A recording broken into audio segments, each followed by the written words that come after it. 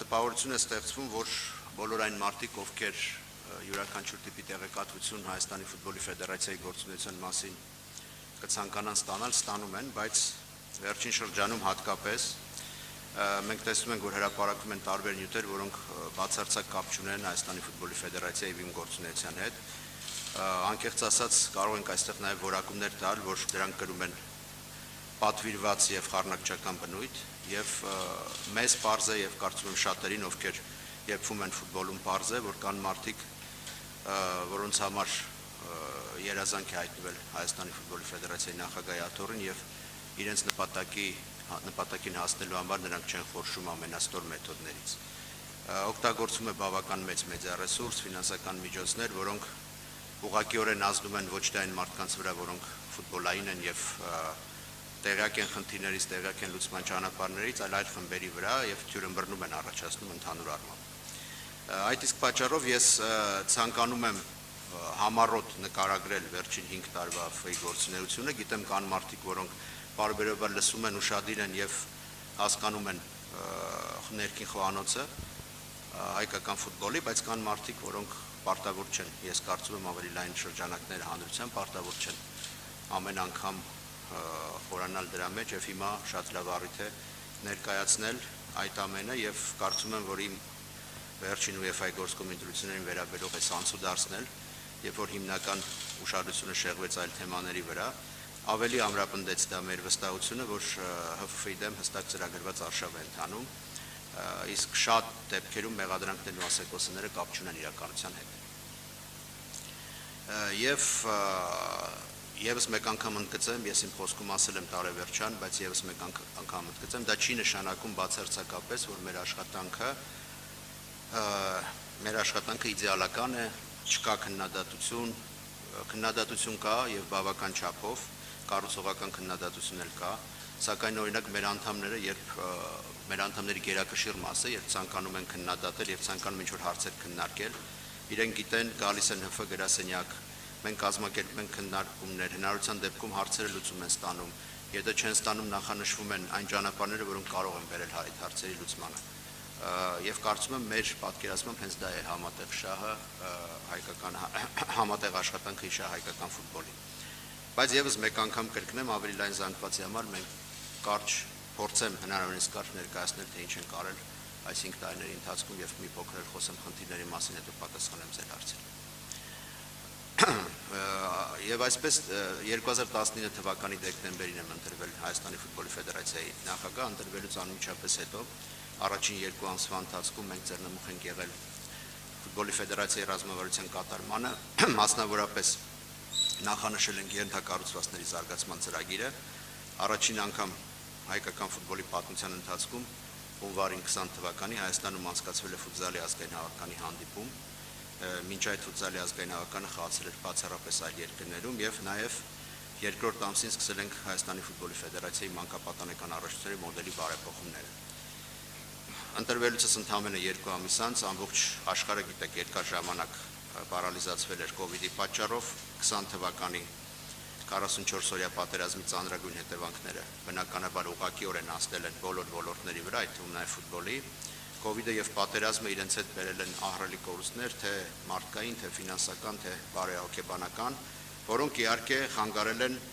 հեռանկարային ծրագրերի կատարմանը, չնայած այդ ընթացքում էլ մենք առաջիններից ենք եղել, ով վերականգնել է առաջնությունը կոവിഡ്ի ժամանակ Եվրոպայում, եթե չեմ սխալվում երկրորդը կամ երրորդը, բացի դա մենք կարողացել ենք կազմակերպել Հայաստանի հավաքականի հանդիպումները բավական բարդ պայմաններում, եթե հիշում եք, մենք այն ժամանակ արդ երկրում ենք խաղում։ Մեզ հետագայում նաև 1 տարի բավական արդյունավետ գործունեությունից հետո տնտեսական մեծ հարված է հասցրել 2022-ին սկսած Ուկրաինայի պատերազմը,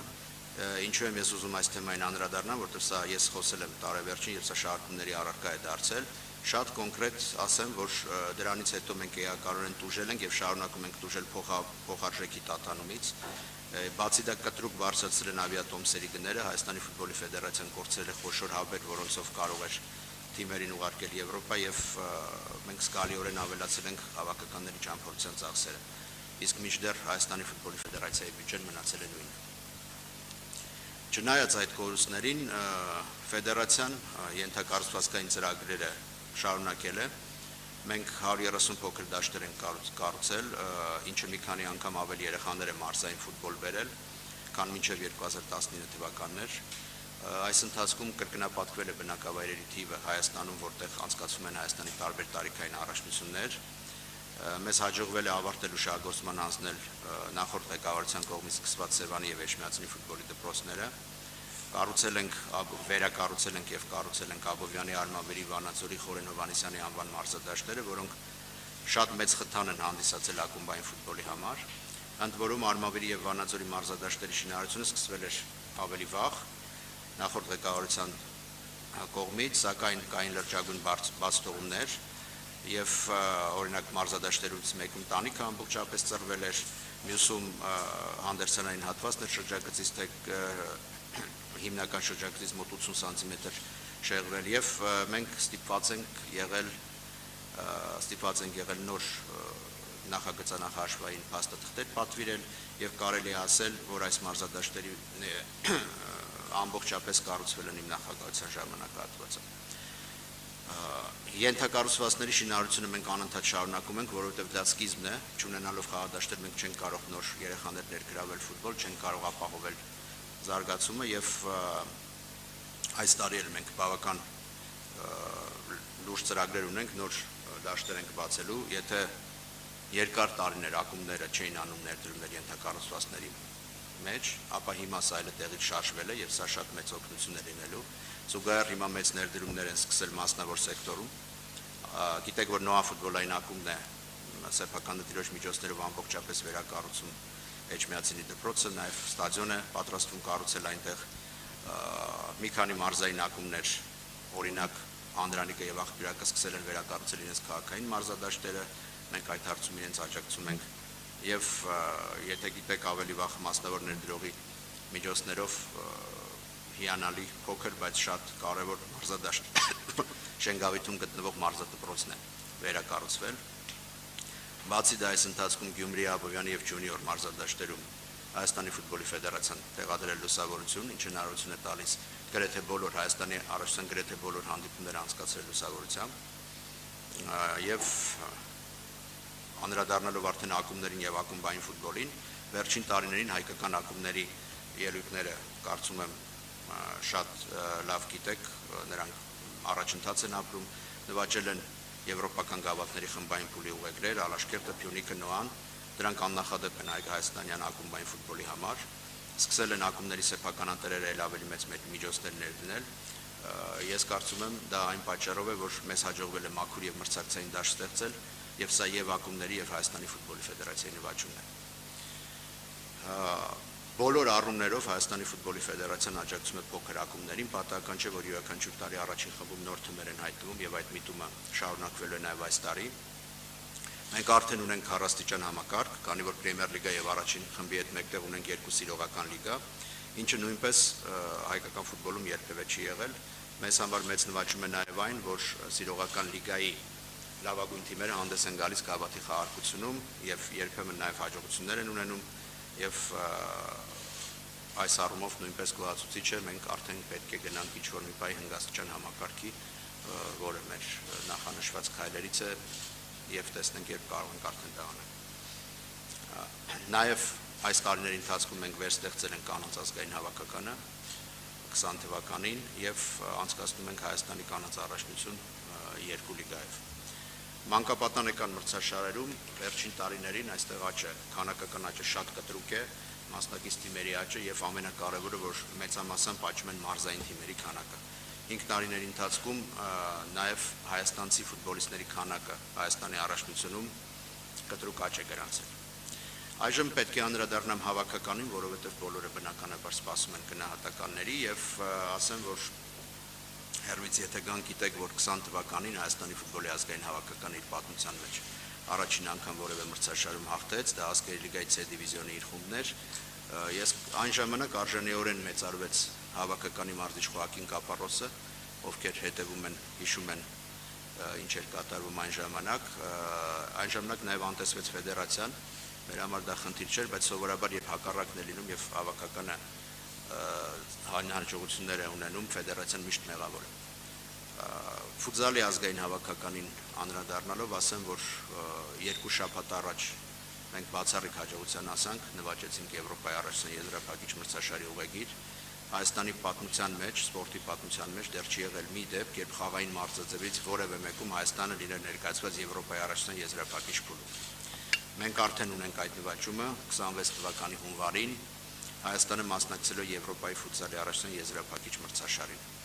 Ընդ որում մեր հավաքականը դասակարգման ալուսակում եվրոպական 13-րդն է, իսկ աշխարհում 20-րդը, ինչը նույնպես բոլոր առումներով բացառիկ նվաճում է։ Հայաստանի կանանց հավաքականը, ազգային հավաքականը երկրորդ տարին անընդմեջ արդեն 2 հաղթանակ է տոնում, երկար անհաջողություններից հետո մենք կամաց գալիս ենք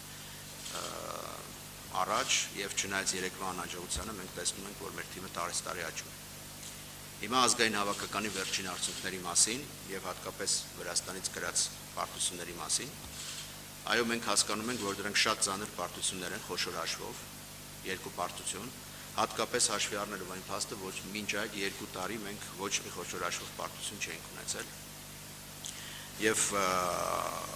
բոլորը, ֆեդերացիայի ամբողջ անձնակազմը, ֆուտբոլիստները, մարզչական անձնակազմը շատ ծանր են տանում այս պարտությունները։ Շատ ավելի ծանր, քան շատերը, ովքեր դրանց մասին անընդհատ գրում են, իսկ իրականում կա մի զանգված, որոնք շատ ուզում են այդ պարտությունները տեսնել, որպեսզի հերթական առիթ հանդիսանա քննադատության։ Մեր հերթին մենք փորձում ենք դրանից հետևություններ անել, հասկանալ, ինչը որպես ֆեդերացիա կարող ենք ավելի լավ անել, որպեսզի խուսափել դրանից, իսկ իրականում նաև հասկանալ, որոնք են օպտիմալ պատճառները։ Մենք գիտակցում ենք, որ բոլորը պատասխանատու են այս արդյունքների համար, ամբողջ թիմը, ֆուտբոլիստները, մարզիչները մեզ հետ միասին, եւ տվյալ պարագայում կան օբյեկտիվ պատճառներ, կան պատճառներ, որոնք այժմ վերլուծում ենք, մենք երկար զրույց ենք ունեցել հանդերձարանում, հաջորդ օրերին ֆուտբոլիստների եւ մարզչական շտաբի հետ, հաջորդ օրերին մարզչական շտաբի հետ հանդիպել եւ քննարկել ենք խնդիրները, եւ նորանշանակ մարզչին իհարկե ժամանակ է պետք, բայց դրա հետ մեկտեղ արդեն նա որոշ լուծումներ է առաջարկել եւ մեզ տվել գալիք անելիքների ծրագիր։ Ես իմ տարեվերջյան խոսքում, եթե խոսենք ազգային հավաքականից, նշել եմ, բայց եւս մեկ անգամ կրկնեմ ու կրկին ներողություն եմ խնդրում նրանցից, ովքեր երկրորդ անգամ սա պետք է լսեն եւ ուշադիր են եղել, ինչ խնդիրներ են ծառանում ազգային եւ երիտասարդական հավաքականների առջեւ։ Սրանք այս խնդիրները նախանշվում են դեռևս մի քանի տարի առաջ եւ իրենք վերլուծված են ոչ միայն մեր, այլ տարբեր մասնագետների կողմից։ Եվս մեկ անգամ հիշեցնեմ, որ անցյալ տարի, երբ պարզագույն աղյուսակ հրապարակեց շվեյցարական CIES վերլուծական կազմակերպությունը,